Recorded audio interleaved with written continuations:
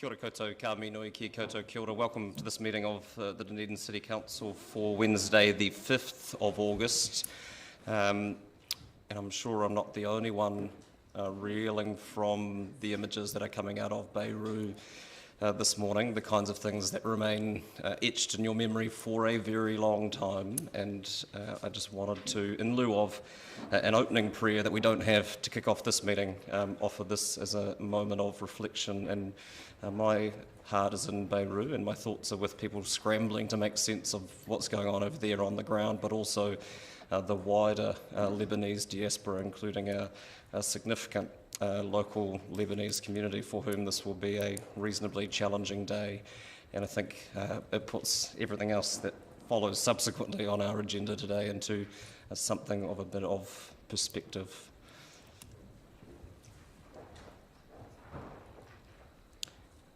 We have a range of submitters appearing before our public forum. Mr. Weatherall, first among them. Welcome, sir.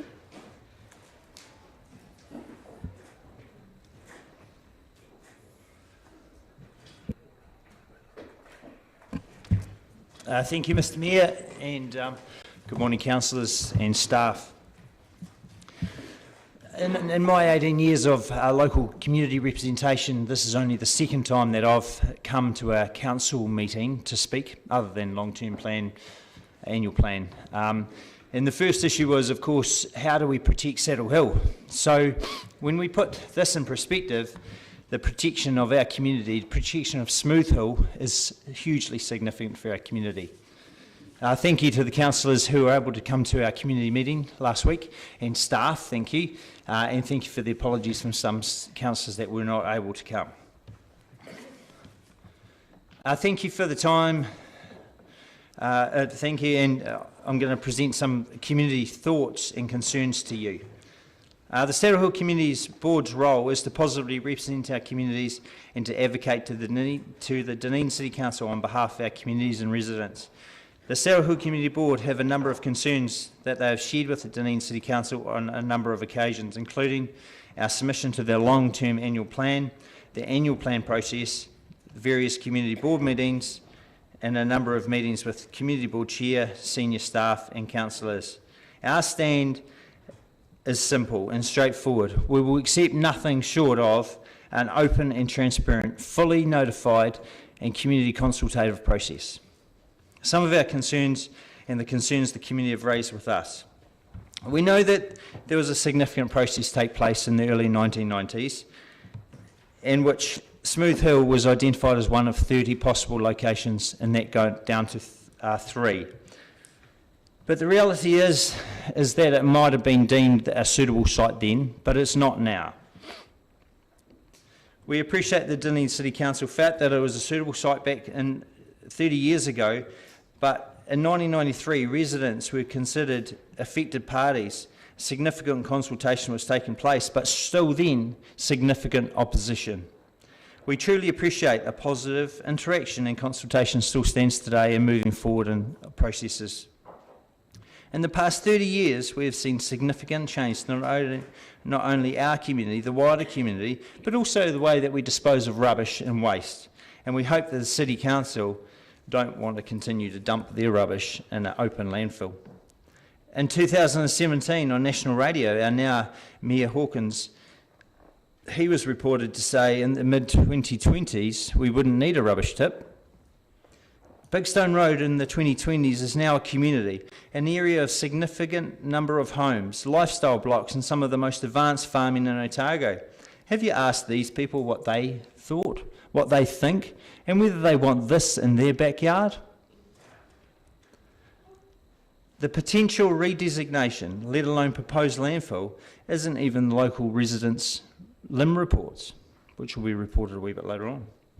And is the Dunedin City Council aware of the huge recreational value that the community place of this location?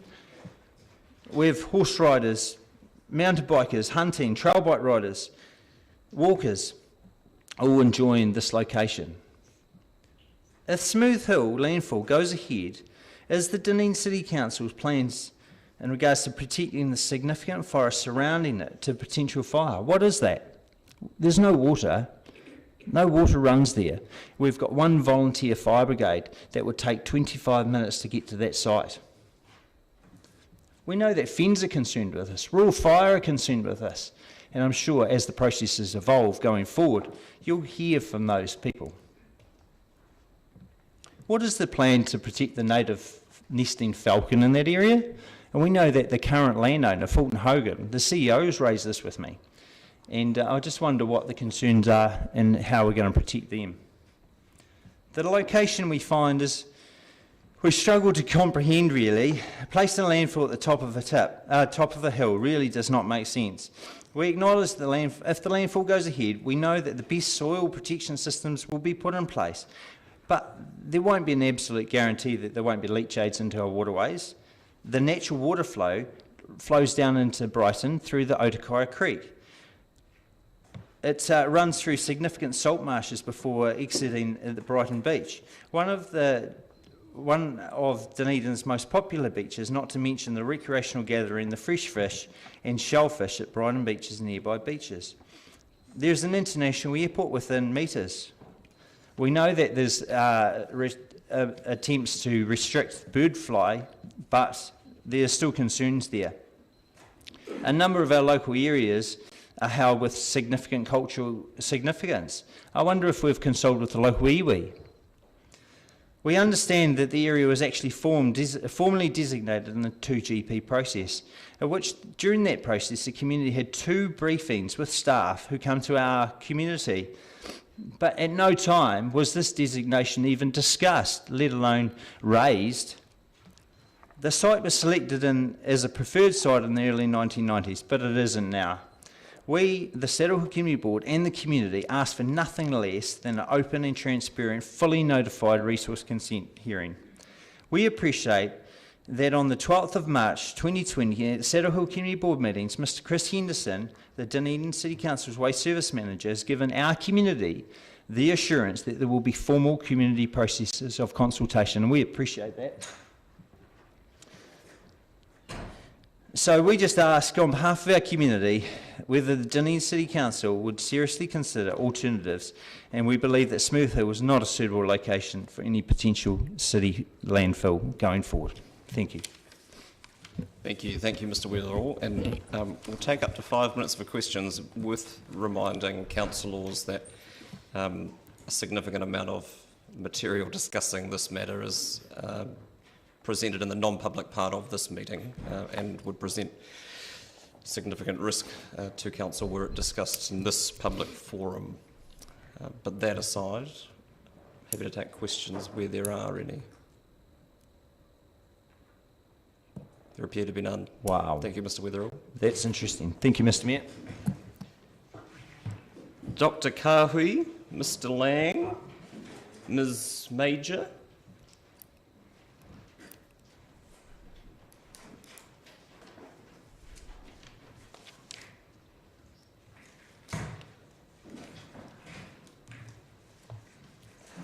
Sorry, I'm just following directions around who wants to present together. I'm comfortable with people not doing that if they don't want to, but... Do I have to press it? Good. Kia ora katoa. My name is Victoria Kahui. I'm a senior lecturer at the University of Otago in economics. I live with my family on the Otokia Marsh, or the creek. And I'm overlooking, so the Otokia Creek starts, the headwaters start about 1 kilometre from the proposed landfill. And it ends in a very popular Brighton beach where we have surf life saving, swimming, surfing, and over the years we've just seen it growing and growing in popularity. In the initial 1992 report, it was clearly stated that there will be, the environmental impact of the landfill will be nil. And the risk of leaching is very low, other than for high flooding events. Now that was in 1992. What I worry about is that given the lifespan of the landfill, and given the fact that we're facing climate change, which is a clear directive of the government, there will be more frequent severe weather events, which will likely lead to more frequent flooding. So this is stated on the NEVA website. It's quite well known. What I worry about is that this leaching will go into the creek, into the marsh, under the National Policy Statement for Indigenous Biodiversity. The objective is to preserve wetlands. The Otago Regional Council very clearly designates the Otokia Marsh as one of only 15% area left of wetland in the Otago region. So it's a very significant habitat. It has been degraded over the years, and very recently the landowners all along the creek have come together. So this is with Simon and Claire. We're the trustees. We've formed the trust, the Otokia Trust. Our main directive is restoration, replanting. We're very concerned. We've had the buy-in from fairly all landowners. We're just in the process of getting them. We had a meeting, and the idea is to go forward and restore this. So my biggest concern is simply the possible effect of the leaching into the Otokia Creek, which will affect habitat. We have black stilts, we have spoonbills more recently. It's an absolutely fantastic site for bird watchers and for the public, because we're really focusing on making this accessible to the Brighton community. And what I also worry about is that it does go into the beach, which over the years has become such a valuable asset to the community and is really used by children, by people who want to just come out to Brighton for on the weekends. So we're strongly opposed to it, and I will now pass on to Simon, who may want to say a little bit more. Kia ora, Dr. Kahui. Tēnā koutou katoa. Thank you to those councillors I met at our town hall meeting at Brighton a couple of weeks back. Your presence was both noted and appreciated. I speak on behalf of the Otokia Creek and Marsh Habitat Trust of our concern at the lack of significance, both environmental and cultural, attached to our wetland and waterway. Quote, aquatic habitat for much of the year is virtually nil, and culturally no site significance known, end quote. The original Smooth Hill proposal was written at a time when the Otokia Creek was commonly known locally as Poo Creek.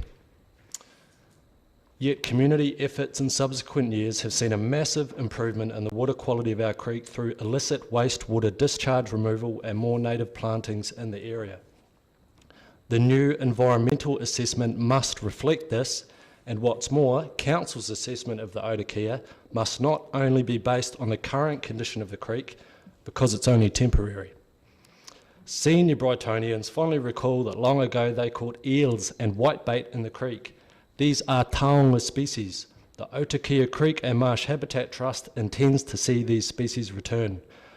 Please do not judge our waterway on how it appears now, but on how pristine it used to be and how it could be again in the future.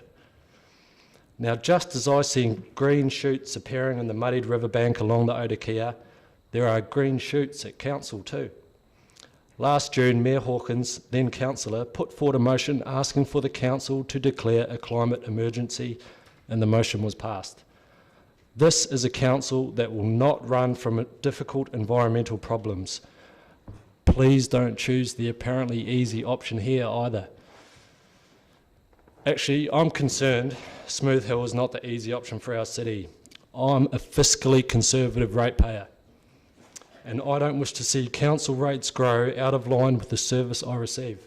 I believe this proposal may have unforeseen costs to council, resulting from a possible lengthy Environment Court battle and opposition from iwi to disturbance of the area. It is a hot potato our city cannot afford to handle, and I urge that council extend the existing landfill facility at Green Island until more sustainable and forward-thinking waste management systems can be implemented.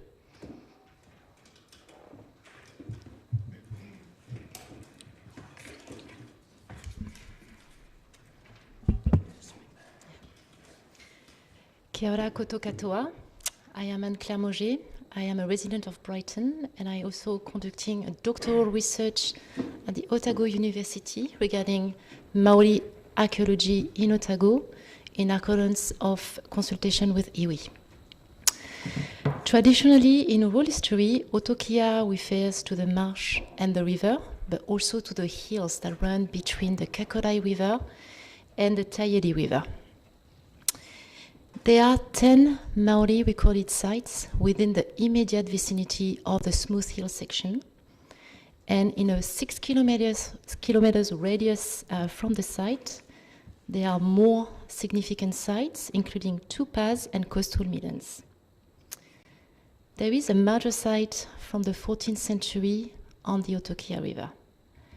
This site illustrates the way that tangata whenua used to interact with the environment in Otokia.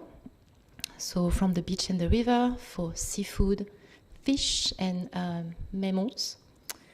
From the marsh for ika and manu birds. And from the hills for moa. And for basalt that were manufactured into preform hats, which is a very rare example in Aotearoa, and that highlights the singularity of that particular site. Other natural resources were provided from the hills, including harakeke and tikuka. Harakeke flax is attested by the presence of 3 to 4 flax mills in the hills, including one on the Otokia River. This was used by Maori to manufacture clothing, rope, continents, and juice, which was called kurari. Tikuka, on the other hand, cabbage tree, was the primary source of carbohydrates for Maori that was transformed into sugar, koru, by being baked into oven, which are called umuti. Those umuti are present on the Smooth Hill section and in the vicinity. They've been investigated on the peninsula and in Canterbury, and they are a specificity of the area. They are extremely hard to identify because they are discrete and scarce archaeologically. They appear in maps and documents from 1880, written by Kahu and Taiaroa, where hundreds of places like Otokia are listed as Mahinga Kai. Mahinga Kai, that refers to the places where resources are harvested. It also refers to the system to manage those resources, which ensure the conservation of the Maori, the native essence of the species, and that way the sustainability. That implies a low impact on the environment and explains the extremely low visibility of the archaeological record. A study from Dr. Fazol in 2018 highlighted the presence of Mahinga Kai tanga in the river in very little number. Another aspect of archaeological significance is the proximity of the exchange trails that run south to north, where Maori from Otago were exchanging luxury goods all the way to the North Island. So that will include kuru, that's sugar, from the Omuti, and ponamo. Those exchanges did increase the mana of the local tribes, including Naitahu. So all these elements advocate for the singularity of southern Maori culture, which has been studied by Naitahu scholars such as Professor Henderson and Dr. Williams. But yet the area has been hardly investigated. During the 1980s, Jill Hamill and Brian Hallingham have been reporting, while surveying other sections around, destroyed ovens on the Smooth Hill section. But yet there's been no archaeological survey carried. I have seen no reports. Jill Hamill also highlighted the lack of archaeological excavation in the area. It hasn't changed yet since the 80s. Also, a number of heritage consultants who carry surveys are not trained in Maori archaeology and are not approved under Section 45 from the Heritage New Zealand. So if archaeological remains subtle and discrete, they only reflect the way that past populations interacted with their environment, not because they are not significant. Otokia is a critical and unique archaeological landscape that us residents of Brighton would rather protect and educate about than see and witness being eroded or destroyed. Thank you. Thank you. Kia ora koutou, and apologies for my terrible anglicisation of your surname. Apologies. I've just, and I can assure you that were council to lodge a consent for a landfill development, it would have to consider cultural and spiritual impacts on te ao Māori. So, and locally we would absolutely be a part of that process. So I can give you that assurance. I just have a question of clarification for you, Mr. Lang. When you were asking for an extension of the Green Islands site, did you mean in time or in footprint? In time. Okay. Just given its proximity to an estuary, I just thought it would be useful to clarify that. Councillor Walker. Yeah, thank you for a very clear presentation. Merci. Je ne peux pas parler français. Very straightforward question. The Utakaya Trust, how long has it been in existence? It has been in planning for just over a year, and it has recently been fast-tracked. It's now incorporated, and the next stage is to apply to Inland Revenue for charitable trust status. But we are incorporated with the Companies Office, I believe. I think I've got an email from my lawyer confirming that.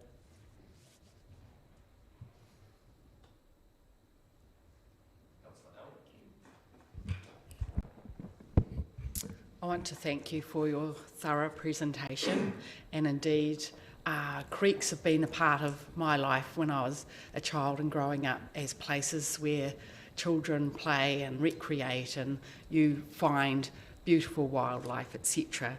So I understand your need and want, and actually our whole community's need to preserve and enhance that area. So what kind of things do you see as helping do the assessment around that?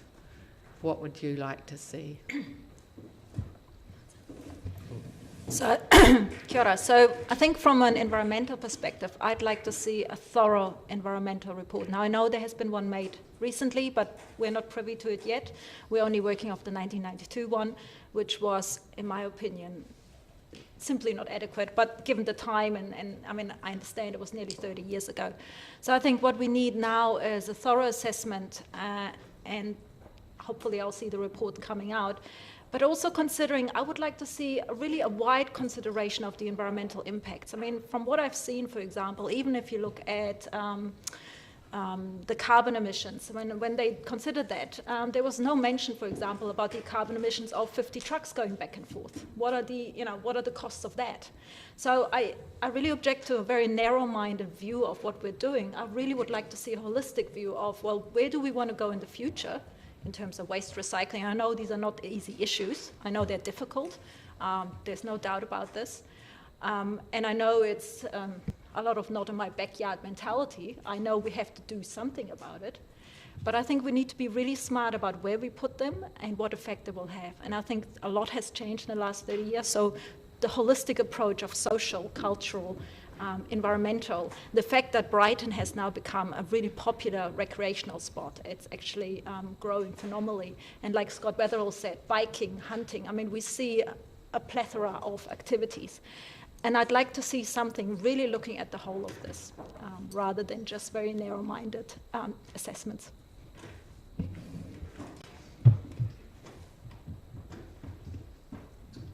Councillor Lofisel. Thank you, Your Worship. Thank you very much for your time and energy. I'm just curious as to the name of your trust. The Otakia Creek and Marsh Habitat Trust. So, what is the area? Is the original name of the creek is Otakia? Yes. Okay, thank you very much. Commonly known as the Brighton Creek. And I'd like to say the reason why we kept it as a habitat trust is because we're really foreseeing a future of mahinga kai, of recreation, of the public actually, not just the landowners, us living around it, which of course is very important, but also the public accessing it. We're really inspired by, for example, the Sinclair wetlands or the Takitakitoa wetlands recently established by Fish and Game. So this is really the kind of vision we have.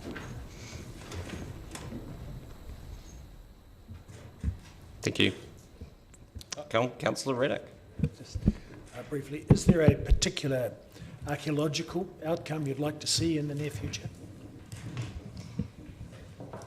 Yes, absolutely. I haven't seen the recent report. We have not been acknowledged, but at that stage, I have no idea if any surveys has been conducted on the Smooth Hill section. I also would like to know who is carrying the survey, because as I mentioned, many heritage consultants are not trained in Maori archaeology.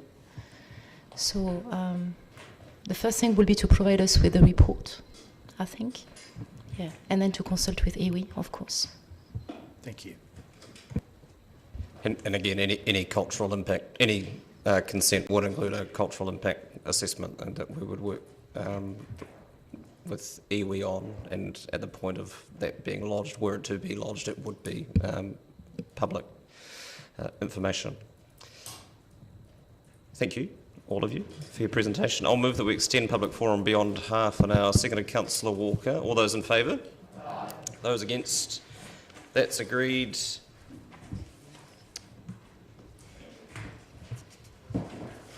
Thanks. Mr. Grant? Or his students? From Big Rock School. Kia ora koutou, welcome.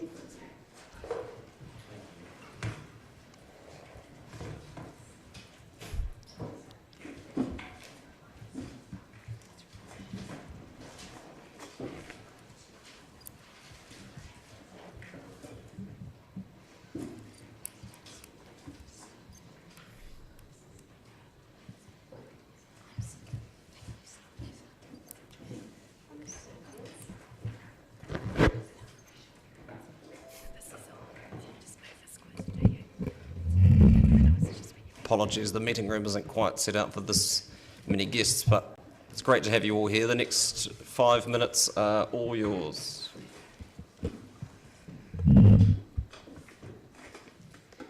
Good morning, and thank you for the opportunity to let us speak. We are speaking on behalf of Big Rock Primary School. The landfill would attract pests and might help to establish these species, endangering native birds and other animals. Seagulls and other gulls would be attracted, and they leave behind diseases sometimes.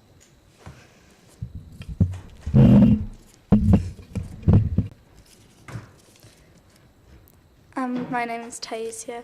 If you were to build the landfill, the rubbish would leak into Archaeological stream that leads into Brighton Beach. The ocean will be polluted and will affect wildlife. I live by the Archaeological stream, and the water is already polluted, and we don't need it even more polluted.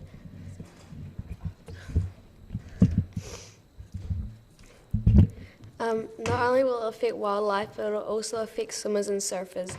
Slowly, the beaches will fill up with more gunk and we'll be swimming in garbage. As a surfer, this will affect me and others as well. My name is Peyton. Smooth Hill was found and pointed out to be a landfill in the early 1990s.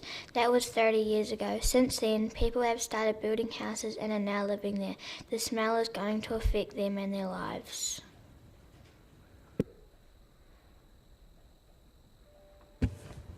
Thank you, and thank you again for coming. And I note that while you need to be 18 to stand or to vote in elections, there's no age limit on involving yourself in civic affairs and in local democratic processes. So thank you. I appreciate the time and effort, and I'm sure it's a big sacrifice for all of you not to be at school right now, but to be here instead. So I appreciate the burden that you're carrying on that regard. Councillor Walker.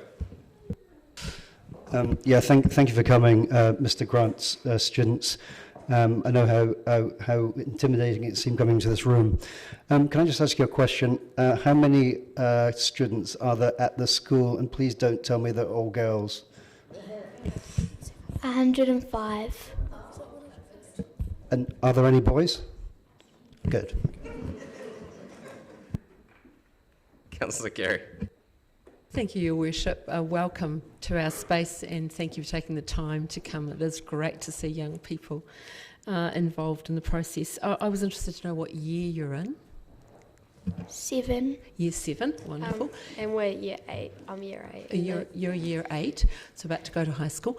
And I was wanting to know, have you been discussing this as part of your curriculum? Have you just been discussing this issue?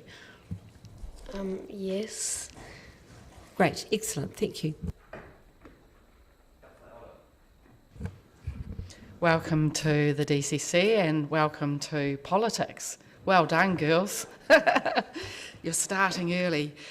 So I just listed some of your concerns, which you covered really well, and they were pest control, seagull control, pollution of Otakaia stream, contamination of your lovely Brighton Beach where you swim and surf, and the thought of a bad smell around. And so as part of this process, would you like all those issues to be addressed? Yes. I should have asked an open-ended question there, so I made a mistake there. Or a question, but it was a fine summary, Councillor, thank you. Well, I thought they did a fine summary, actually. They did, yes. Thank you. Thanks for coming. Ms. Ramsey.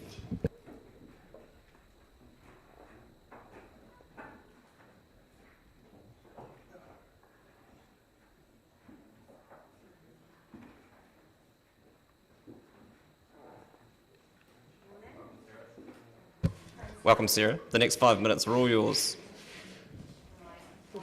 Just push the button in the... There we go. Wearing a slightly different hat today. Good morning, Mayor Hawkins, assembled councillors, staff and fellow public. Look, I'm going to be uncharacteristically frank this morning. I'm offended and incredibly disappointed in Council's handling of the landfill over the last few decades. There has been a complete disregard for neighbours' well-being through a lax consultation process, disrespect for the Brighton community's concerns and wish to be consulted, and an insult to you yourself, councillors, and all of our intelligence by leaving such a huge issue for our city to the absolute 11th hour. Now, obviously, my husband and I are biased.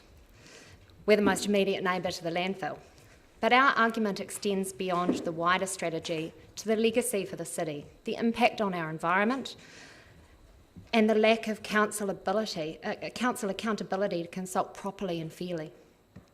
A lot's changed in 30 years.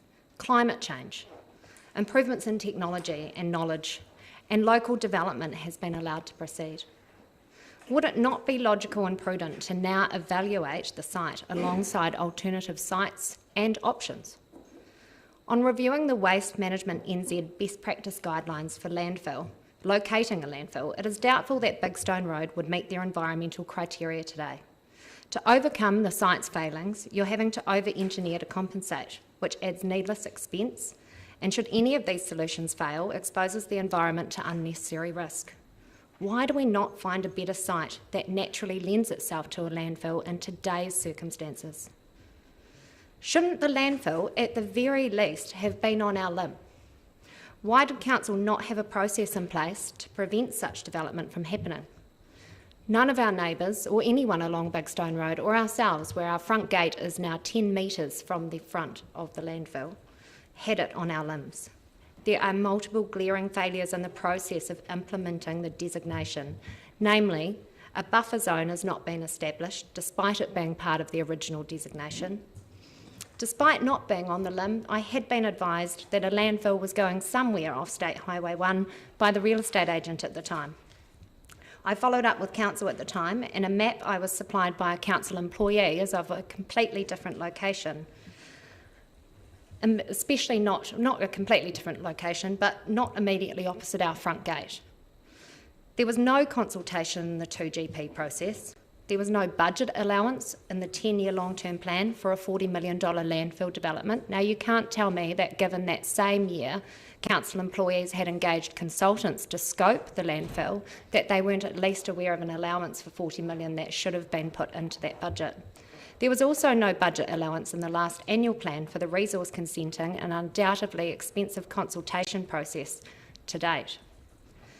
At no point in my inquiries to council was I offered information we needed to identify the risk to our property. Had we been made aware of the proximity at the time, there's absolutely no way Alex and I would have built our house, off-grid house, ourselves, immediately next door to a stinking, noisy landfill. Everyone seems to be completely in the dark about this project, yet when we met with a council employee on the 15th of June, he presented the landfill as a fait accompli and advised resource consents were being lodged as a limited party notification at the end of July. I would like to think that us slowing this process down and actually making a bit of a stink about it, pardon the pun, has slowed that process down. Whilst there is no official guidance on distance landfills should be from residential dwellings, that from 2002 the Auckland Unitary Plan required landfills to be at least 1 kilometre from the nearest dwelling due to excessive odour complaints from residents. Victoria Flats landfill regularly appears in media with residents well over 1 kilometre away complaining regularly. Brighton Beach, the stream, Otakaya Stream and Big Stone Road itself have become popular recreation areas. The site is at the headwaters of the stream, which feeds into our beautiful beach, and our Brighton community has grown rapidly, and as evidenced in the community meeting last week and the turnout today, is fiercely proud and protective of our environment, much more so than 30 years ago. I understand that DCC hope to avoid seagulls with this development, but evidence of seagull-free landfills is few and far between. Council staff advise of one they know of in Cape Valley. I look forward to seeing this. I have no doubt that the intention is to keep it gull-free, but what if you don't? And what evidence is there of this council adequately managing Green Island to date that would give us confidence in their competence to manage Smooth Hill? Birds pose multiple risks. They can eat the landfill and defecate in the stream. They create flight risk for the airport. The International Civil Aviation Organisation recommends landfills be at least 13 kilometres away from a commercial airport. Some Google Map analysis shows the centre of the Dunedin Airport runway is only 5.5 kilometres away. That is your 5 minutes, Sarah, if you wanted to wrap up your comments. Thanks. Okay, I'm not quite finished, but I'll try and wrap it up. By far, our biggest concern as the neighbours to the site is the fear we live with daily in summer when we get hot nor'westerly winds, when fire risk threatens the lives of our family and of all of the neighbouring residents. Landfills are known as a fire hazard. In summer months, the forestry operators stop working. Is that something that you're going to do with the landfill? Over lockdown, our neighbour's house caught fire. We had 20-metre high flames lipping at the trees, and it took 30 minutes for the fire brigade to get out, and they had no ability to pump water, no water source. What's going to happen in the case of a fire at Big Stone Road? And just finally, I wish to finish on a couple of questions for councillors to take into your closed business case session.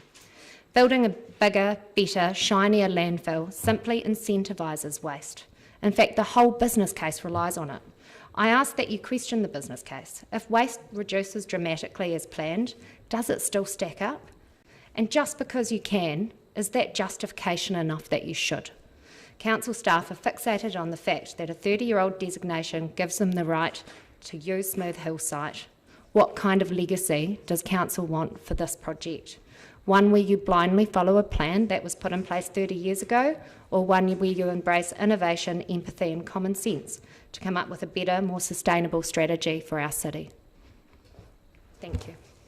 Thank you, Sarah. Just for clarity, when you suggest that the whole business case depends on it, which business case are you referring to?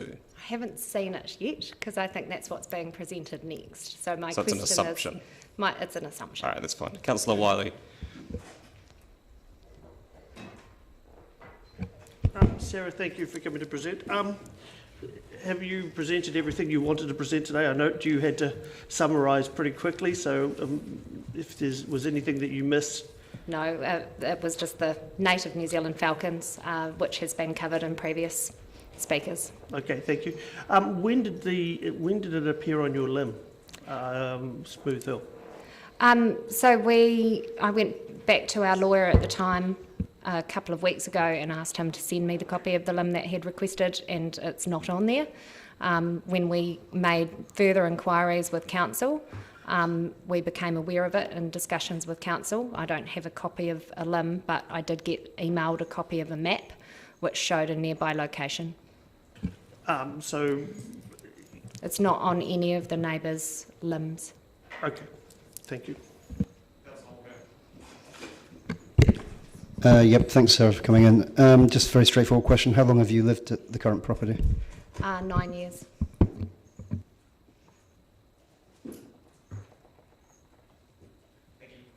Thank you.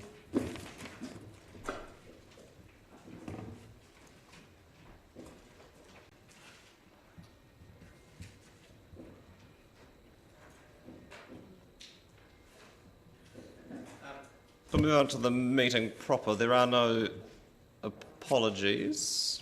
Confirmation of the agenda. I'll move that Council confirm the agenda with the following addition, that in regard to Standing Order 21.1, that Standing Order 21.4 Option C be adopted. Sorry, 21.4 Option C be adopted in relation to moving and seconding and speaking to amendments. Seconded, Councillor Gary. All those in favour? Those against? That's agreed. Declarations of interest. Are there any amendments people wish to make? Councillor Hall. You're an appellant on the 2GP, and what is the proposed management plan? Well, how do you intend to manage that interest? You're going to sit back on discussions around the district plan. Thank you. With that, I will amend the elected members' interest register, amend the proposed management plan, and note the proposed management plan for the executive leadership team. Seconded, Councillor Gary. Any discussion? All those in favour? Those against? That is agreed. Item 5. Submissions on the Otago Regional Council Omnibus and Water Permits Plan changes. Mr. Drew. Mr. Dyer. Kia ora.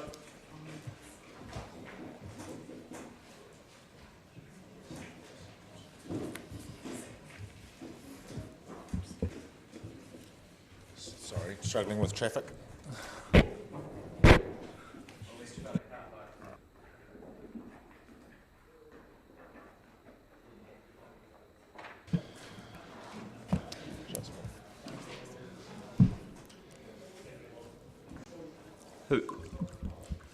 Any comments from you, sir, in opening? No, just take it as read. Questions? Councillors? Councillor Vanivus. On page 74, section 24, it says a DCC submission will seek clarity on the criteria which will be used to determine... Sorry? We're on item 5, aren't we? You're on item 5. Yep. It's item 6, isn't it? Looks like 5 to me. Yeah. You're on page 24, are you, Councillor? Yeah. Can I continue? Page 24, Yeah. Yeah, you're right. Will be used to determine dust suppressants that are safe to use. Does the ORC not have any current guidelines at all on non-fossil fuelled dust suppressants? I couldn't answer that question, but I'm told there are plenty of safe alternatives at our disposal. So there are safe alternatives, but we don't know what they are, and the ORC hasn't published them? I'm not sure that the ORC has published anything. However, I'm told that there are alternatives that we'll need to look at, but there's cost impacts and supply impacts potentially. Right, and these impacts in the case of cost are like 3 times what waste oil would be, for instance. I think it's mentioned somewhere. I'm not sure of the exact detail of that. All right, so you'll say that the submission will seek clarity. Is there not some clarity that we should already have actually on these?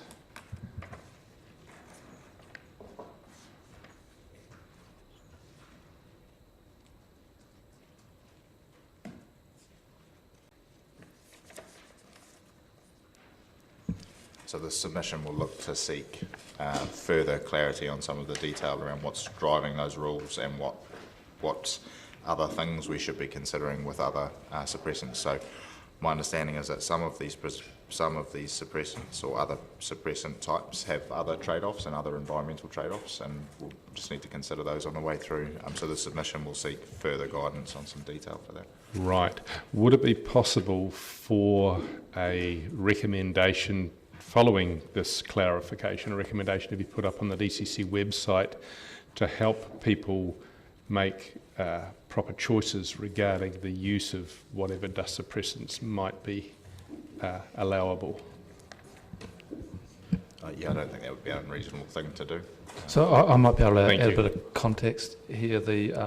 Some of the other dust suppressants, there's no evidence that they work, and so there's some work in the background happening about, for example, vegetable oil could be used, but we don't know how effective it is and what other environmental implications that have. So there's a whole body of work that needs to go on to prove some of these other dust suppressants. Right. As someone who has had a problem myself, I've used quite a quantity of vegetable oil, which I was able to get cheaply, and it seems to work as reasonably well as any other oil that you might want to throw on. Cheers. Councillor Gary. Thank you, Your Worship. This was a good segue into my question, which I went to ask the other day and then held off to ask today. So through the chair, if I might ask Mr. Drew this.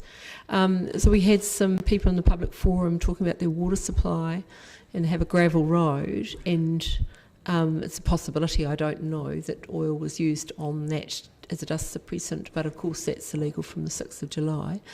So do you have any further clarity on that in terms of that kind of situation where there's a water supply involved?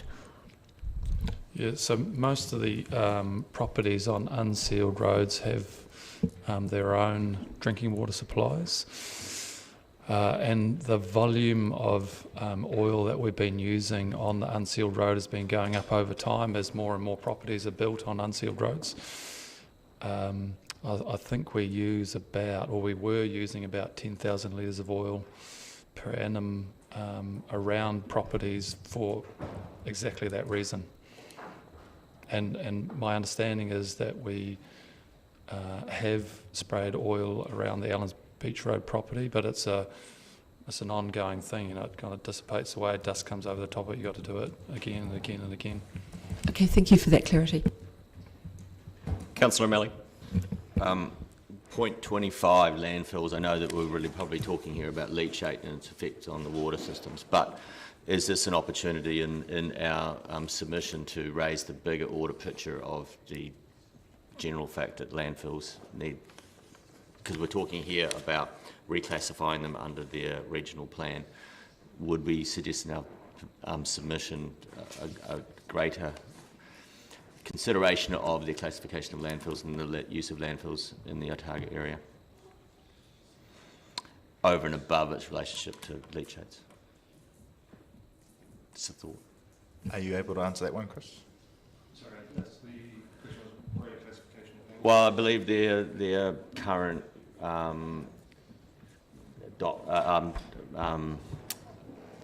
regulations around landfills go back to 1995. And so my question really is, although this is going to be around effectively water and landfills. Sorry, Councillor Vandevers, if you could limit your sidebars to the breaks, that would make the rest of us focusing on the discussion simpler. Thank you. Could we include in our submission reminding them that some of their regulations could do with updating? Yes, absolutely. So the South Island, down here anyway, we still tend to be using the older classification of landfills as A and B, whereas that has been updated for quite some time is now class 1 through to 5, and with stricter guidelines according to the Wasteman's technical guidelines. So yes, that can easily form part of the submission that we ask ORC to adopt the Wasteman's technical guidelines. I'm sure I'm not the only one who noticed the newfound enthusiasm for reviewing the regional plan waste long called for. Councillor Elder. Just looking at plan change, discharge management, wastewater and stormwater provisions, and as expected, the Regional Council will be ramping up the expectations of discharges. I'm just wondering about the ongoing relationship you have with them over those. Yep, so we have a reasonably positive relationship with the Otago Regional Council and work with them on any kind of new consents or new activities and talking more generally about what we might be doing to address some of their kind of high-level concerns. And that's an ongoing thing that will feature throughout. What we're seeing now is the kind of an initiation of change at a higher level in terms of planning documents that will flow through to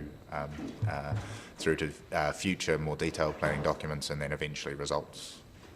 In terms of long-term plans and plans for the future, could there be implications for the treatment of that water before it goes out to sea, or wherever it goes, basically? Yeah, in a lot of cases, almost certainly will result in cost implications further down the track. Councillor Reddick. I'm just curious, why does the DCC spray oil on the roads? I would have thought that people living on gravel roads would have, taken responsibility for that themselves, or, put up with where they choose to live. No, there's an expectation that council maintains the road and council creates the dust problem, and it's council's responsibility to resolve it. Really? It's common across all of New Zealand. Okay, thank you. I'm not sure if it's still active, but for a long time there was a dust suppression working group within local government New Zealand, and I once had that same reaction, but a significant issue, particularly in smaller rural and provincial territorial authorities. Yeah. Councillor Barker. Thank you, Your Worship. So I have a question around Plan Change 7 on water permits, and I just want a little bit more explanation on it. I see that PC7 proposes several changes, including no longer providing for community supply water takes as a controlled activity. What effect does that have on our water?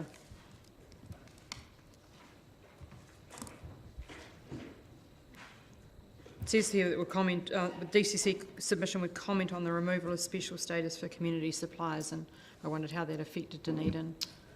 So community suppliers are or takes that water that is taken for the purposes of community drinking water, community use. So previous plans had explicit provisions for or explicit status for those supplies. The proposal is that that's not the case in this future plan, so it's something we'll be submitting on. We think it's important. Many of the other TAs locally will be looking to submit on a similar, similarly. So the idea is that there's a status that can be, measured against other competing priorities for water sourcing, so irrigation and that sort of thing, and you put the community water supply at a greater level of importance than some of those other discretionary uses. So that means that, sorry, does that mean that drinking water goes above? Okay, yep. Thank you. The idea that we use that water first to sustain our communities and then secondary uses become things like irrigation or productivity uses. So drinking water goes up the ranks? That's the idea. Cool, thanks.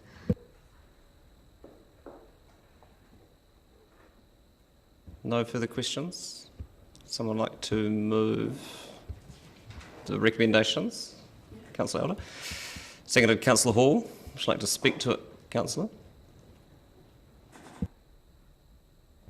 I do think the three water space and the protection of the purity of water is a big issue, and I recommend what Tom and their team are doing and working with the ORC, because in the future this is going to have cost implications for the DCC as well, but they're very important issues, so I support this, and I think we need to keep up the good work that we're doing right now. Thank you.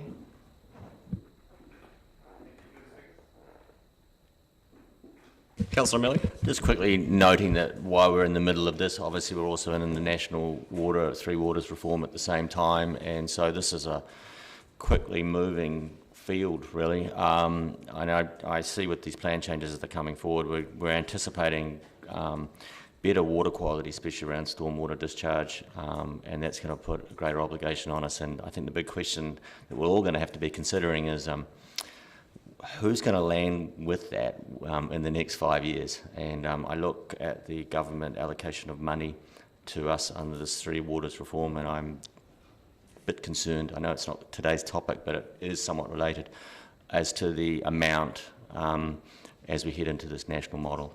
Thanks. Your right of reply, Councillor. It's not compulsory. Agreed. I'll put the motion. All those in favour? Those against? That's agreed. Thank you. Item 6, Local Government New Zealand Annual General Meeting Remits and Rules. Welcome, Ms Sullivan. As is noted in the paper, the AGM the conference for Local Government New Zealand was postponed until next year, a decision we made in far less certain times, and so that will be held in plenum next year, but the AGM does need to go ahead, particularly because we need to elect office holders, which isn't the subject of this paper. But if you didn't have anything to add by way of introduction? Happy to answer questions. Questions? Councillor Gary. This is really to you, Your Worship, to answer. I wondered if it might be helpful for colleagues to hear how the process works, because I found actually being there when this happened, I think there was something like 37 last year, there was quite a few. It was very helpful to understand how it is voted on and the kind of context. I just wondered if you might make some comment about that. Yeah, happy to. So the standard process was available to territorial authorities to have the support of either their zone or sector group or all councils or 5 other councils to put a remit up. They are presented at the AGM, and the floor is open to speakers to speak for or against those, or to propose amendments to those remits or rule changes, and then they are voted on. We called one of our votes last year by division, which wouldn't have been a surprise to anybody in this room, but it was something of a shock to the organisation, who didn't really have the systems in place to deal with that. But the desired outcome was achieved by doing that. But yeah, it can be quite fluid in the same way that our discussions and debates are here, in terms of people making substantive cases for or against. I mean, I think what would be helpful as Council's presiding delegate would be to get a sense of anything that Council was allergic to and would be absolutely opposed to, as opposed to things that are either in line with our strategic objectives or would be, or that Council would be comfortable in seeing where the debate goes and where the amendments go, should any be proposed. But that's roughly the. Debate is limited. You can only, I think they'll only take up to 3 speakers for or against, which does make for a more efficient meeting when there are 37 remits to get through. Thank you. Oh, sorry. Thanks. Councillor Van der Vis. I've wondered for some time now how much we actually provide in the way of funding for Local Government New Zealand and for Solgum. Is there an annual sort of subscription fee that the DCC pays, and how much does that amount to? Thanks, Councillor. Yes, I haven't got the figures in front of me, but that is set by the rules of LGNZ in terms of how large the council is and what its operating budget is. So it's set on the basis of the number of people in that the council represents, like the population of the area? Yes, and I think, and also in relation to the council's operating budget. There are bands of the population based, but up to a certain point, and then up to a certain point, and it's possibly worth noting that alongside the subscriptions being population based, so is the weight of our vote in those meetings. So the metropolitan sector, Auckland most notably, carry greater weight individually than smaller authorities because it's balanced out that way. Okay. Would it be possible for you to email us with the amounts that it actually costs for both LGNZ and Solden? Solden's a slightly different thing and forms part of the rem of managers who are members, so it comes out of staff members' remuneration. Oh, it's not rate paid? Well, our salaries are rate paid. Okay, so indirectly. Okay. But the LGNZ figure comes out of the civic budget, and that's easy to provide. Thank you. Yeah, I just wanted to know if you, as a representative that was going to the meeting, had a preference. I know I represented Federated Farmers and had to go to national bodies, and there was a lot of stuff, and we discussed it very much as an executive, but ultimately the decision was left down to those that were there on the day because they were the people that got to hear the speakers.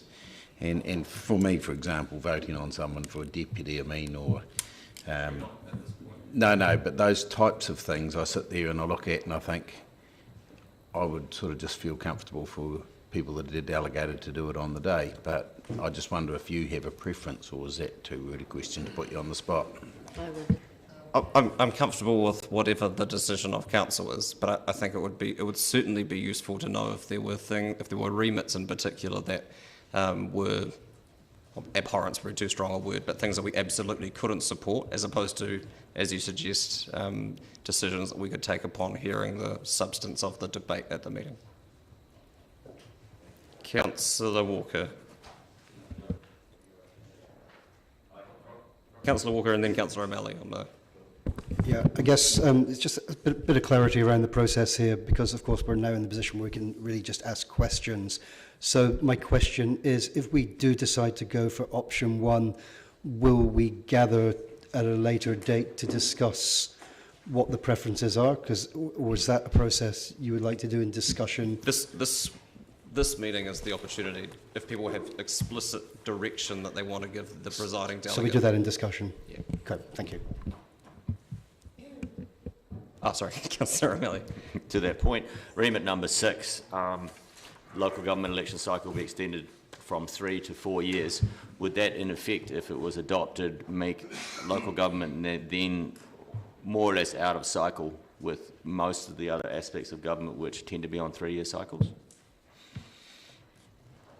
Is most of other government on 3-year cycles? Yeah, were this remit adopted and acted upon, and there hasn't been historically a huge success rate of remits being acted upon, but were that to be, in isolation of government making similar changes to the Wellington cycle, yes, it would be out of step with the way that Wellington works. Thank you.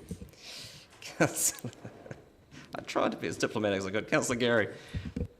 Remit 10, do I recall correctly that around the rates rebates for low-income property owners, that there was an announcement, was it yesterday, on that came through?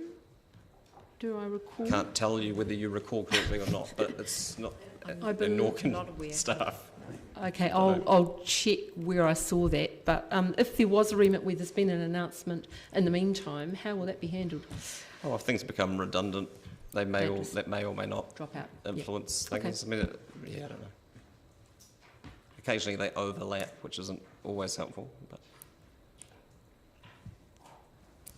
Oh, Councillor Walker?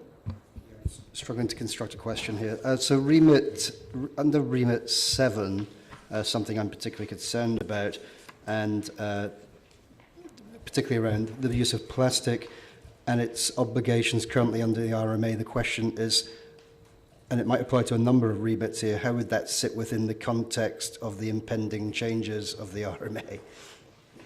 So it's a very, very tough question. There are a lot of unknowns currently around the direction that resource management will take, and certainly around water management as well. But I should clarify that it's not just seeking direction on things that people are adamantly opposed to at this meeting. Equally, vociferous support for remits would also be welcome if people wanted to make that clear. Further questions? Councillor Reddick. Remit number 8. So quorum when attending local authority meetings. We already had provision for Zoom meetings during the lockdown, but would the upshot of this remit passing and acceptance by government mean that we could then have 2 or 3 people at this meeting zoomed in. Which of course we currently can do, but under the LGA, they don't count towards quorum, and I'm not sure of the sunset clause on the COVID response amendments. There is a sunset clause, so there is a sunset clause that they're looking to extend it, I think, till September. I'm not sure the actual date, but once that passes, then we would be back to the process and standing orders, which does allow council to have 2 or 3 members zooming, and you have to maintain a quorum in the room, and those members do not count towards a quorum. But currently in the emergency provisions that you do. Yeah, in effect, this calls for extending the current situation as opposed to the more permanent legislative requirements. Councillor Benson-Pope and Councillor...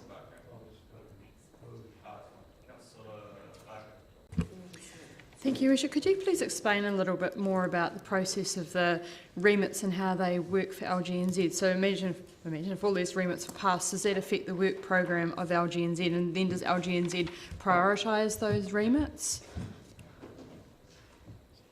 Sorry, that's really that's fine. So once a remit is passed on the floor of the AGM, which is effectively the only way, well, the only regular way that members can set policy for the organisation, it becomes LGNZ policy. They report back on them at the subsequent AGM or beyond against progress. But LGNZ's National Council each year set what's called the business plan for the organisation that lays out the priorities of the organisation, and certainly not every remit passed at the AGM makes its way into the priority work. So, and often they coalesce around themes. So there's been a number in recent years around waste minimisation, plastics, etc. And so, you know, waste can become a theme of work that LGNZ are progressing, but they're not all, it's not a particularly large organisation, and they certainly aren't all given equal weight in terms of their influence on the work program. Thank you. That answers the question. Councillor Wiley. Yeah, thank you, Mr. Mayor. Question regarding the and clarification. Are you asking from us if we have any particular preference in the sense of certain items on what we would, our views to be shared with you? Yeah, I would appreciate, so for those who weren't here, I think last year what we did was we asked for specific examples that council wanted to take a firm position on for or against, regardless of the debate that happened at the meeting. And everything else was left up to the presiding delegate to get a sense of the debate and make decisions based on that. And I think that would be the most useful thing to do if there were things that people, regardless of the discussion, wanted council to support or not. So after questions, as we go into debate, you would like us to present our views on which items we would support in particular? Your views would be welcome, but if you want to give direction to the delegate and instruct, I'm talking about myself in the third person, apologies, and instruct me as to how you want council to vote regardless, then that would need to be done by specific resolution. Okay.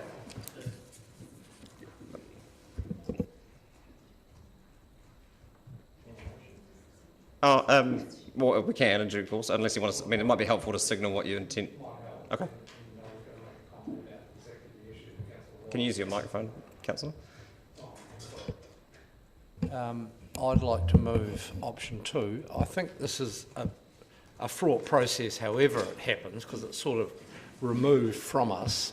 But while there might be some issues that people wish to give direction on, I think in general it makes a bit of a nonsense of the process for an overall decision to instruct our delegate to vote in a certain way. There's hardly any point in him or her listening to the conversation, actually.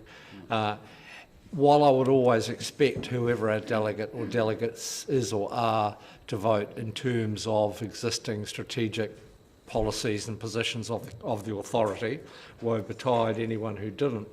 I think there needs to be a degree of flexibility to allow the delegates to listen to the answers and engage properly in the process. Personally, I find some of the remits a bit dopey and offensive, and I'm wondering if the process, and wouldn't support them, whether the Mayor would agree or not, I've no idea. I would hope so, but I'm wondering if, as a result of what you've both just said, an acceptable process might not be that after this meeting, we could spend a long time today arguing about every one of these, probably, but that after this meeting, you canvass for strong views from elected members. It will give you a feel if there is anything that is creating heat, or a feeling for general anonymity or apathy, and would be able to temper that with whatever goes down at the LGNZ conference. So I think much nor is neither option is ideal. I think this is much better because it allows a democratic process to take place in a more robust way. And if we've got a mechanism offline to say, I think the vote on GST refunds or allocating the rates, identifying who's the poorest community in the country and making sure that's all the money they get back are totally nutty positions, then I can let you know that, as I just did. Thank you. I'm never going to die wondering. So this has been moved. Is there a seconder? Seconder, Councillor Walker. I'm happy to take questions if there are still any, and I would still invite people to. And I'm comfortable with that as a process. I'm also equally comfortable with people flagging issues in the public debate here, because I think that that's not always unhelpful. Councillors Elder, Barker, Gary, and Lord, and Houlihan. Oh, that's fine. Councillor, it's getting quicker all the time. Councillor Elder. Just talking to remit number 8, quorum when attending local authority meetings. Are you asking a question or speaking to it? Yes, I am going to ask a question. When you're at the LGNZ and you're discussing, can you make amendments to these? Do you make amendments to these, say if it makes sense? Certainly the rules of the organisation allow for amendments to be made to resolutions. Yeah. So, for example, for me, we did Zoom meetings over COVID-19. They were quite tiring, but they worked. So the option to be able to have those meetings still would be fantastic. But at the same time, the concern that, say, 5 of us didn't turn up because we had a Zoom So is the question? Well, the thing is, what I'm saying is I believe that, in fact... Is it a question? A question we'll get to debate a question, in due course, Councillor. A question. Sorry about that. Councillor Barker. Share the constraint. Councillor Houlihan.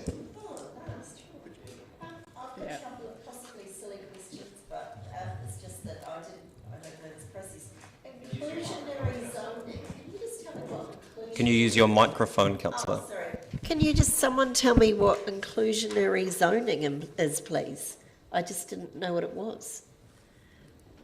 Can you point us to where you were referring to? Yes, on page 30, and it's right at the top of the page. Calls on the government to introduce legislation that would fully enable councils to address housing affordability in their communities through a range of value uplift and capture tools.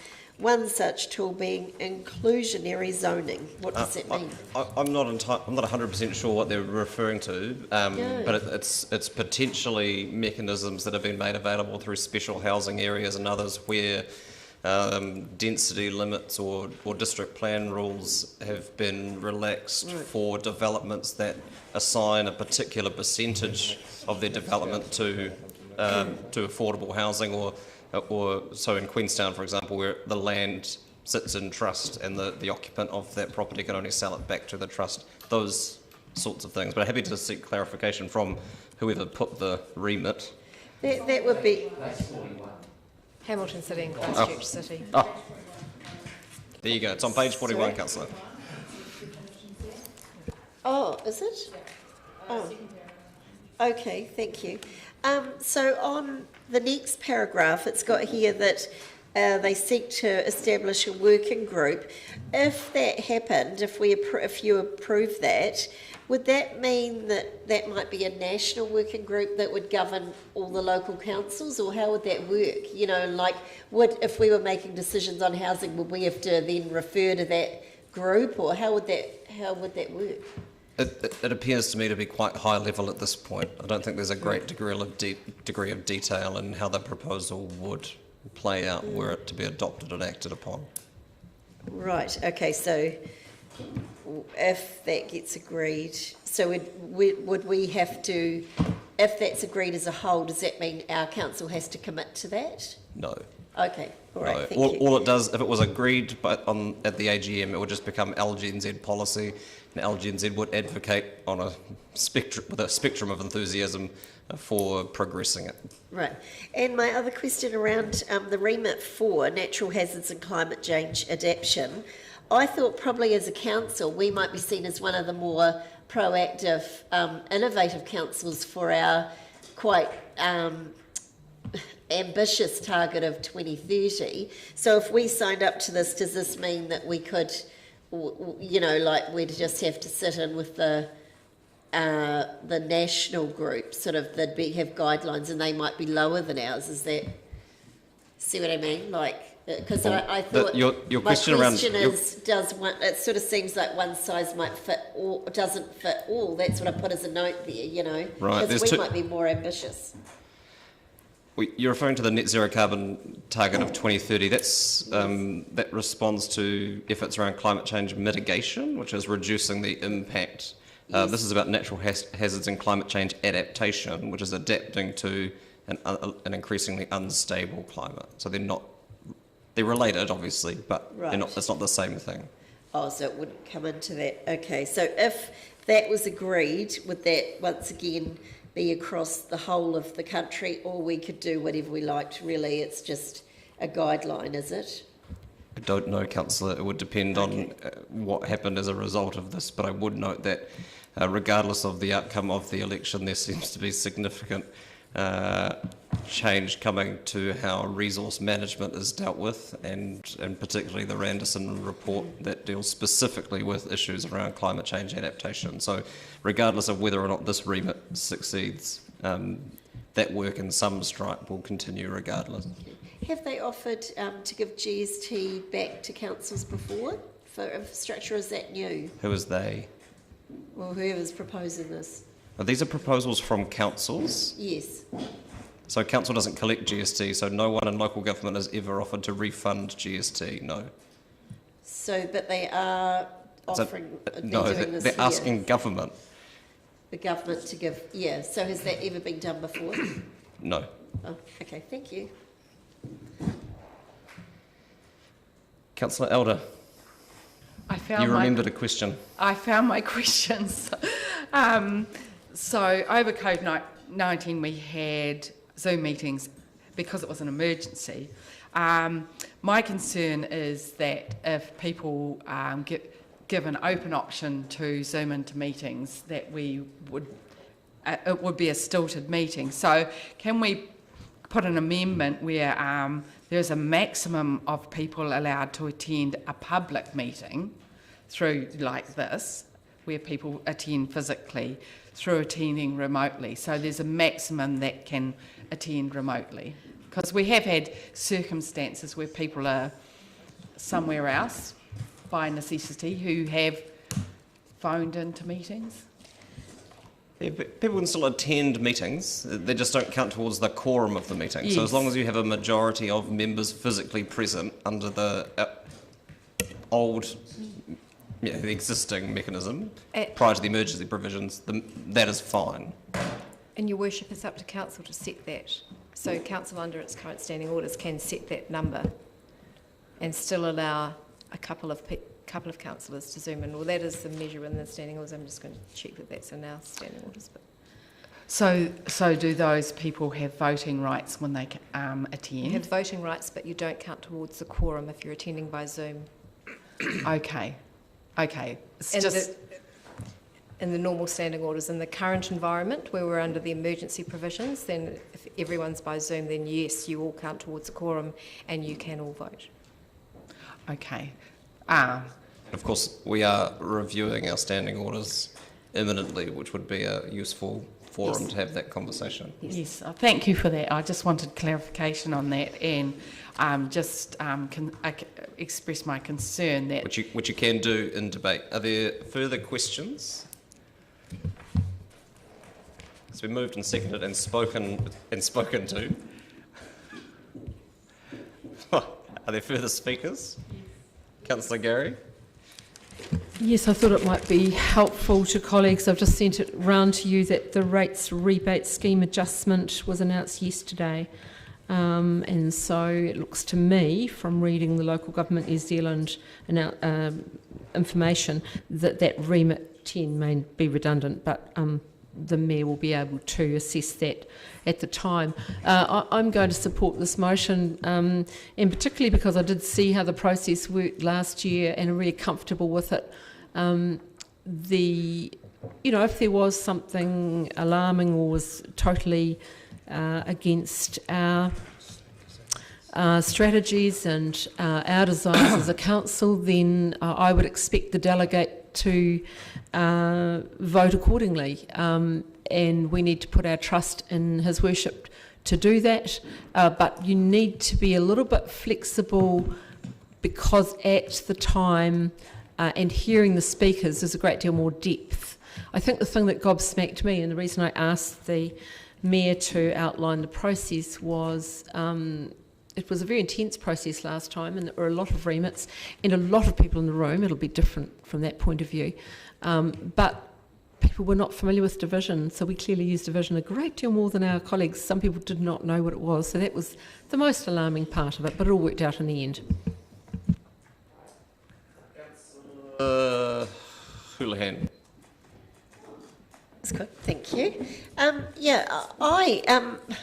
The fact that I made the assumption that the Mayor, so obviously you, asked for this to get help, to say, hey, let me know what are some of the things that you like or don't like. And I thought that made perfect sense. And, that's what I would have done if I was going. I thought it was, made sense. And it also said, I'm open to engagement, and I didn't see any issue with it at all, and in contradiction to the speaker who spoke earlier with this motion to send the Mayor. I don't really have many problems with any of these remits. They all seem fairly straightforward, except for those issues that I raised. I would be interested to know a bit more about those, but it sounds like we're not committed to anything from those. But I really appreciated you asking us our opinion, and I want to thank you for that. And I have no problem with you, making a decision, but I think it makes sense to ask us all, which you have done, and I thought that was excellent. So I assume that's what we're doing now. So I think we've done the other one already, really, if we give our views now. You know what I mean? Thank you. Councillor Walker. Thank you. As the mover of the motion has mentioned, it is a fraught system, and having been part of a remit process for a political party, rather you than me, Your Worship. Obviously, it is hard to form a view from afar, and I think it is wise to be able to sense the mood in the room at the time before one votes. I support the motion, obviously, and I do have trust in our proposed delegate, the Mayor, to filter out those remits that are on to use the mover's words, on the loony side of the ledger. So thank you for doing that. For clarity, I think the word was nutty, but Councillor Vandervis. Sorry. I very much appreciate Your Worship's categorisation of the readiness of government to pick up on remits from Local Government New Zealand and being very wise in describing that description as being diplomatic. I could actually get quite vociferous in supporting some of these, in particular Remit 6, because I believe that short voting cycles aid the evil of government short-termism, and anything that we could do to help that would be positive. However, given the history of local government New Zealand and the number of remits that the government has actually acted on, I'd suggest that in general local government New Zealand appears to me at least to be pretty much of a self-serving quango that keeps producing remits which central government will steadfastly ignore. I don't agree with Councillor Benson-Pope that we should air our views offline. I think that if we have views regarding remits for anything, I think that we should discuss them here and now. I think this is a good forum for it, and I thank Your Worship for encouraging that. The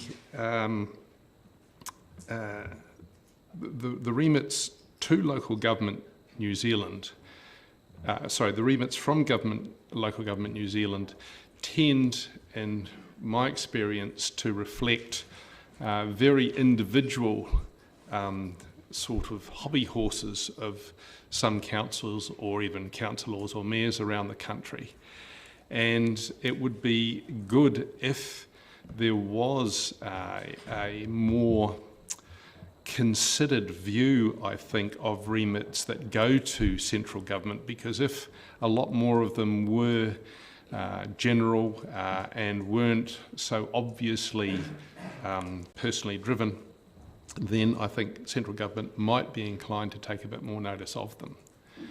The fact that local government New Zealand keep putting out newsletters which are boringly unreadable and very seldom actually use publicity appropriately to push particular and important issues, such as the voting term, which at 3 years on international standards tends to be a bit shy. There are a lot of 4-year and even 5-year voting terms around the democratic world. If local government New Zealand was able to actually muster more credible publicity, I think then the government might possibly take a wee bit more notice of some of these remits. And hopefully that may be a point that you may find sufficiently resonates with yourself to be able to bring up with them.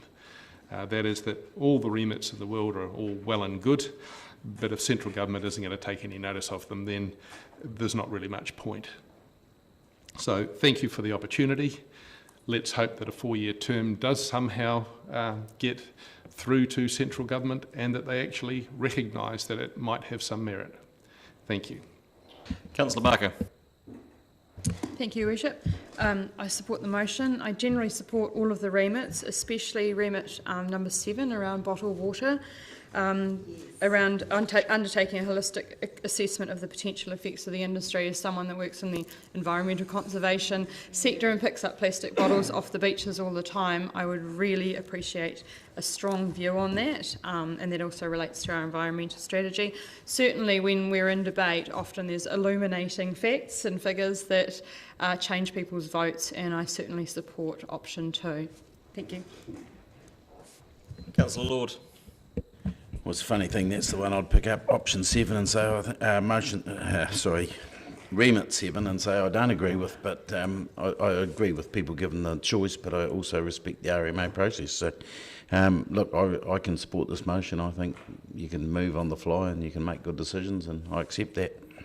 And I also realise that some of these, I agree, are quite nutty and pointless, and people striving to find something better to do, I think. Councillor O'Malley. I'm happy to support the motion. My comment on Remit 6 is opposite of Councillor Vandervis, is I think, you can drum with 2 different beats, but if you get it wrong, it looks horrible. if we go out of cycle, if local government was to go into a different election cycle from central government, some election cycles would have two governments, two sets of government policies in it, and then others would have one. And so central government works on a 3-year cycle. I think we're best to be in cycle with them. If this remit was all electoral cycles be extended to 4 years, I'd be happy to support that, because I do believe 3 years is a tight schedule. And my attitude to water bottling is we have perfectly good potable water coming out of our taps, and we shouldn't be exporting water. Councillor Wiley. Yeah, I'll be supporting this motion. As I went through these remits and looked at them, there was some that obviously I could support and some that I sort of questioned. One that stood to mind for me was remit 5, with the new Plymouth District Council wanting to, I guess, show how successful they have been with gas exploration and the contribution they make to the government. I was surprised to see Northland had yet supported to show how much they receive in government funding, or in the process of receiving from government funding. But as I went through it and looked at it, I could support remit 6 going to 4 years. And the one I did have a question about was remit 8, in the sense of how, when I think of remote attendance of a meeting, I would have liked to have seen the words video attendance of a meeting. Otherwise, it does give me the ability to go and play golf and attend a council meeting with a speakerphone. So I would never do that, but I do consider, when I look at also the councils that have supported that, I could just, and if Councillor Lord was still farming, I could just see some of the farmers that through those district councils in the Waikato, basically attending their meetings while they're out rounding up the sheep or that type of thing. But the only part that I'd be thinking there would be the video attendance of meetings. But no, and the other one was changing the maximum number of consecutive terms of the office of the President from 3 to 2. I think the one thing that I look there is I think it's good to have the rotation in that role.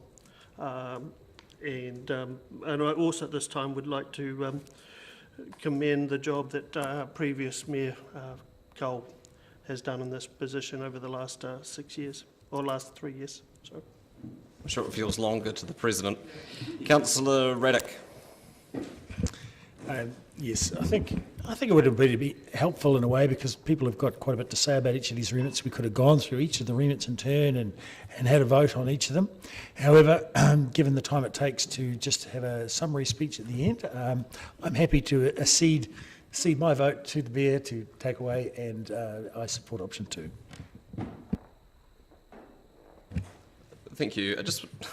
I'll respond briefly to the characterisation of local government New Zealand as a self-serving quango, which I don't think is helpful or accurate, actually. And I think even if the remits and progress against the remits were the only thing the organisation did, I don't think that would be accurate. But certainly LGNZ in recent years has done a significant amount of work in supporting the sector on fairly big emerging issues. In the regional sector, it's the proposals around the essential freshwater, and particularly at the moment for territorial authorities, the proposed reforms of the Three Waters sector, and the work of both the elected governors and staff of LGNZ in pushing government and DIA officials into a more helpful direction is certainly something that we will reap the benefits of. So I think that's worth noting. I'm torn myself around the electoral cycle. I think Councillor O'Malley's right in that it wouldn't function were your central government and local government electoral cycles to be different. I can't see any appetite personally in Wellington changing. I note there's been at least 2 referenda in New Zealand to decide on extending the electoral cycle from 3 to 4 years, and both were rejected.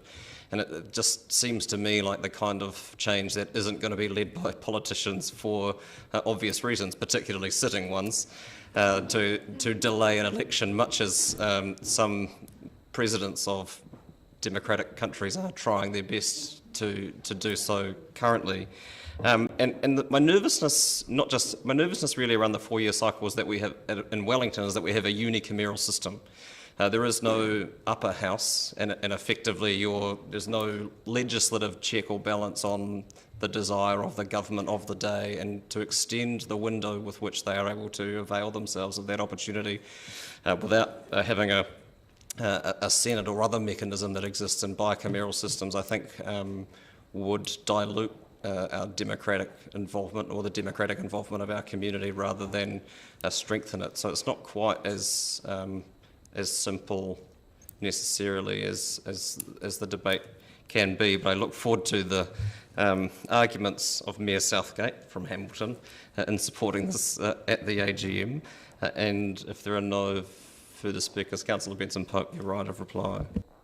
Thank you, Worship. Just initially, briefly following on that last point around the collective usefulness of an organisation like LGNZ, we're all only too aware of the huge variety of size and nature and composition of the local authorities and various kinds throughout the country.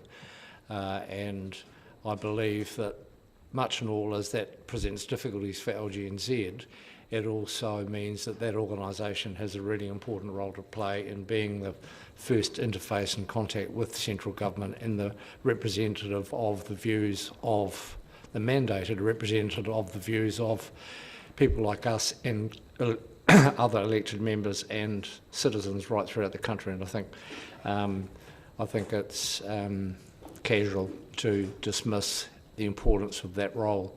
And equally, I think Councillor Wiley's comments about the influence that this authority has been able to exercise within that organisation is not lost on anyone. I think this is the only sensible way to proceed, as I said earlier.